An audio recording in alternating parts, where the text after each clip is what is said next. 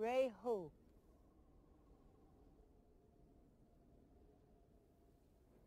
La question que tout le monde se pose sur Star Wars est de savoir ce qu'aurait fait George Lucas plutôt que Disney. Voici tout ce que Lucas aurait fait différemment. Bien le bonsoir, mesdames et messieurs. Nous sommes l'animation de la soirée.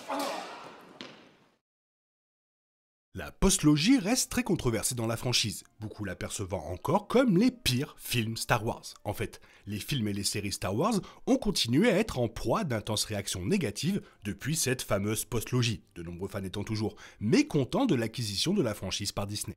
Bien qu'il y ait eu des succès, puisque bon nombre des meilleures séries de Star Wars ont été créées par Disney, cette acquisition reste un événement incroyablement controversé dans la franchise. À la lumière de l'extrême réaction à la postlogie, il est intéressant d'imaginer ce qui aurait pu être si George Lucas avait créé l'histoire. Premièrement, George Lucas ne voulait pas qu'un enfant de la princesse Leia et de Han Solo tombe du côté obscur dans sa postlogie. C'est fascinant pour deux raisons. D'une part, cela constituerait une différence majeure entre les suites de Lucas et la postlogie Disney, car Kylo Ren étant l'un des méchants les plus importants tout au long de cette postlogie. De plus, cela aurait été contraire aux histoires très appréciées de Legends après le retour du Jedi. Plus précisément, dans Legends, Han et Leia ont eu 3 enfants, les jumeaux Jacen et Jaina, et un fils nommé Anakin, tout comme Ben Solo. Jacen Solo est tombé du côté obscur de la Force dans les romans Legends. De toute évidence, Lucas voulait aller dans une direction différente dans sa postlogie, car il n'avait pas l'intention d'écrire la chute d'un Solo.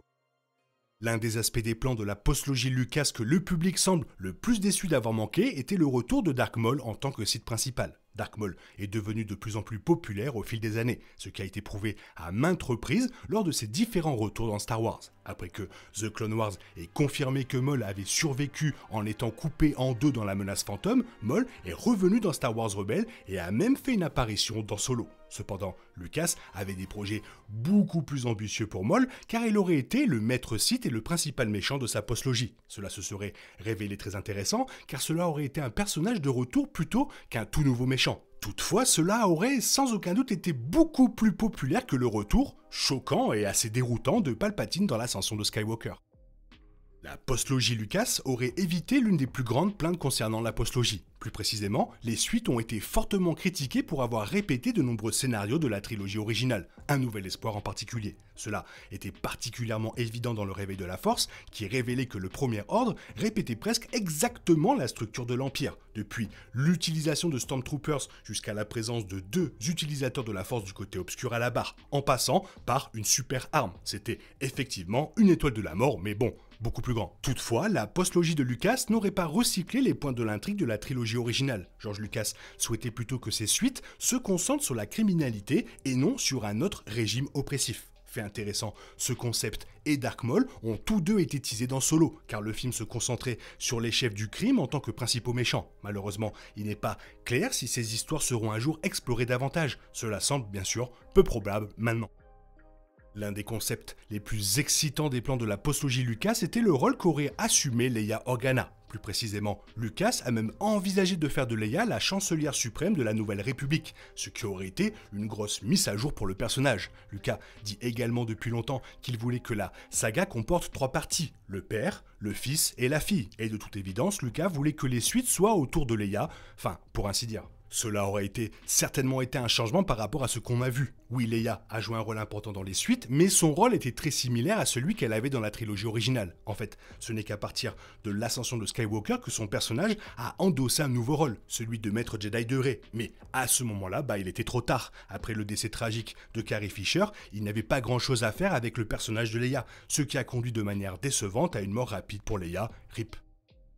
Parallèlement à l'histoire considérablement modifiée de Leia, la trilogie George Lucas aurait donné à Luke Skywalker un arc complètement différent. Le scénario de Luke était l'un des aspects les plus controversés de la postlogie Disney. Beaucoup ont été très déçus de voir que Luke avait abandonné la galaxie et perdu tout espoir dans les Jedi, car les deux étaient totalement contraires à la personne que Luke avait été dans Le Retour du Jedi. De toute évidence, les suites de Lucas auraient donné au public de Star Wars exactement ce qu'il souhaitait en ce qui concerne l'histoire de Luke. Dans la postlogie Lucas, Luke aurait reconstruit l'ordre Jedi, provoquant véritablement une nouvelle ère pour les Jedi. Vraisemblablement, cela aurait été une décision beaucoup plus populaire car cela aurait montré Luke endossant le rôle d'un maître Jedi, ce qui a été très peu montré dans les suites de Star Wars.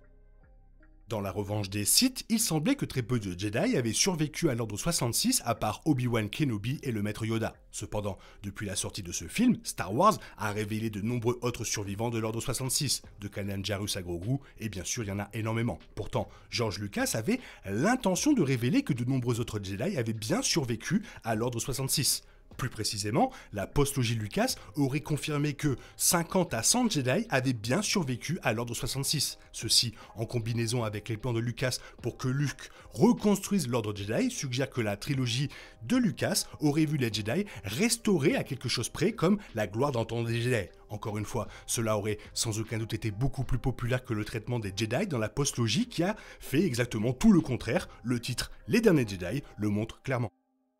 La menace fantôme a introduit l'idée des midi-chloriens dans l'univers Star Wars, mais l'introduction, c'est pas très bien déroulé. Au contraire, beaucoup ont trouvé les midi-chloriens beaucoup trop scientifiques pour s'intégrer dans Star Wars, car ils semblaient diminuer la nature presque mythique des Jedi et de la Force. Vraisemblablement, à cause de cette réponse, le reste de la trilogie préquelle s'est abstenu de mentionner à nouveau les midi-chloriens et les suites de Star Wars les ont presque complètement ignorés. Cependant, George Lucas avait l'intention de se concentrer encore plus sur les midi-chloriens dans sa postlogie. C'est peut-être l'un des plus grands exemples de la façon dont les films suivants de Lucas auraient également été controversés. Bien qu'il y ait beaucoup de critiques à propos de la postlogie Disney, cela ne signifie pas que la trilogie de Lucas aurait été parfaite ou même bien accueillie. Après tout, Lucas a fait face à des réactions négatives et à des critiques considérables pour les films précédents, tout comme de nombreux acteurs de cette trilogie. Comme mentionné, Dark Maul aurait été le maître Sith dans la postlogie Lucas, et Dark Talon aurait été présenté comme l'apprenti Sith de Maul. Bien que Dark Talon ne soit pas encore apparue à l'écran dans le canon de Star Wars, elle est une Sith incroyablement appréciée dans le Star Wars Legends. En fait, cela aurait sans aucun doute été une décision célèbre dans les suites de Lucas. Cependant, cela ne serait pas produit sans certains gros problèmes. Dark Talon aurait été la première femme Sith sur l'écran, et certaines parties de la base de fans n'auraient pas du tout apprécié cette mise à jour de la franchise. D'un autre côté, si les films suivants de Lucas n'avaient pas mis à jour l'apparence de Dark Talon, cela aurait posé beaucoup de problèmes, car Talon est connu pour être fortement sexualisé dans Star Wars Legends. La postlogie Disney a été accusée d'avoir copié l'histoire de la trilogie originale pour un certain nombre de raisons, plusieurs d'entre elles étant liées aux similitudes entre l'Empire et le Premier Ordre. Les Stormtroopers du Premier Ordre en faisaient certainement partie, car ils reflétaient même visuellement assez fidèlement les Stormtroopers de la trilogie originale. Il est intéressant de noter que la postlogie Lucas aurait également mis en œuvre des Stormtroopers, même s'ils auraient été assez différents dans sa trilogie que dans les suites de Disney. Plus précisément, George Lucas a planifié une rébellion de Stormtroopers dans sa postlogie, qui aurait vu les Stormtroopers impériaux restants refuser d'accepter la fin de la guerre. Malheureusement, les suites ont abandonné cette idée, introduisant à la place une nouvelle vague de Stormtroopers dont beaucoup avaient été kidnappés alors qu'ils étaient enfants et forcés à rejoindre le Premier Ordre. Même si cela était intéressant à sa manière, en particulier avec Finn, la postlogie Lucas aurait fourni une histoire de Stormtroopers beaucoup plus innovante.